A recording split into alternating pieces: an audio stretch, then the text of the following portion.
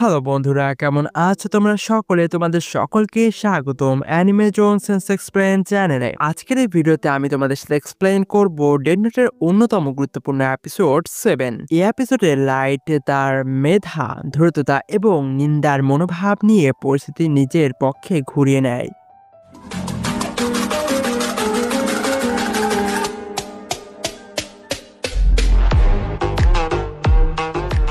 এপিসোডের শুরুতে আমরা দেখি লাইট নেওমি মিশরের নাম ডেথ নোটে লেখে, যেখানে কার্স অফ ডেথ লেখা হয়। সেখানে লাইট লেখে, think of the best way commit suicide that won't bother other and will make it so her body isn't discover, thinks nothing but suicide, carry out her plan and die within 48 hours. কিন্তু নেওমির এর আচরণে কোনো পরিবর্তনই হয় না। Light ভীষণ বিভ্রান্ত হয়ে পড়ে। রিউক তখন মজা নিতে শুরু করে। তার হাসি থেকে লাইট বুঝতে পারে তার যে নেওমির যে নাম বলেছে তা ভুয়া। লাইট এবার নেওমিকে নিয়ে আরো চিন্তিত হয়ে পড়ে। সে জানে নেওমি যদি পুলিশ হেডকোয়ার্টারে পৌঁছায় তাহলে সে পুলিশকে সব জানিয়ে লাইটের পরিচয় ফাঁস করে দিতে পারে। এই অবস্থায় রিউক আবার তাকে শিনিগামি আয়ের জন্য প্রলোভন দেখায়, তবে লাইট নিজের বুদ্ধি দিয়ে পরিস্থিতি নিয়ন্ত্রণ করার সিদ্ধান্ত নেয়। এরপর লাইট নেওমির সাথে আবার কথা বলতে শুরু করে। সে নিজেকে এল এর একজন ইনভেস্টিগেটর হিসেবে পরিচয় দেয় এবং নেওমিকে বোঝায় যে তার দেওয়া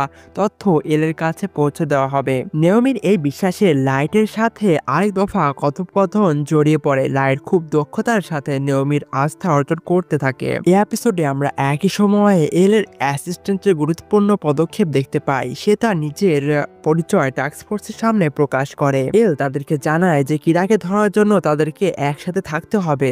এল তাদেরকে গ্যাজেট দেয় যা বিপদের সময় ডিজাস্টার সিগন্যাল পাঠাতে পারে। এছাড়াও সে তাদের নির্দেশ দেয় হেডকোয়ার্টার সব সময় একজন গোয়েন্দা উপস্থিত থাকতে হবে, যেখানে কোনো গুরুত্বপূর্ণ তথ্য এলে তাৎক্ষণিক ব্যবস্থা নেওয়া যায়। অন্যদিকে লাইট নেওমিকে তার উদ্দেশ্য থেকে সরিয়ে দিতে কাজ চালিয়ে যায়। নেওমি তখন লাইটকে জানায় যে সে এক সময় এল এর অধীনে কাজ করেছিল এবং সরাসরি তার সাথে দেখা করতে চায়। লাইট এই সুযোগকে কাজে লাগায়। সে নেওমিকে বোঝায় যে সে টাস্ক ফোর্সের একজন সদস্য এবং তাকে এল এর ইনভেস্টিগেশনে যোগ দিতে আমন্ত্রণ জানায়, তবে এর জন্য তার সঠিক পরিচয় দরকার। নেওমি বিশ্বাস করে, তার পরিচয় জানায় এবং তার ড্রাইভার লাইসেন্স বের করে। তখন সে তার আসল নাম প্রকাশ করে, নেওমি মিশরা। এই মুহূর্তে লাইট নিশ্চিত হয় যে সে নেওমিকে থামাতে সক্ষম হবে। সে ডেথ নোটে নেওমির নাম এবং মৃত্যুর কারণ লিখে। ডেথ নোট কার্যকর হওয়ার পর লাইট নেওমিকে জানায় যে সে কিরা। নেওমি তখনই ইমোশনলেস হয়ে যায়। সে পুলিশের সাথে যোগাযোগ করার পরিকল্পনা বাদ দেয় এবং ডেথ নোটের লেখা শর্ত অনুযায়ী নিজের পরিকল্পনা বাস্তবায়ন করার জন্য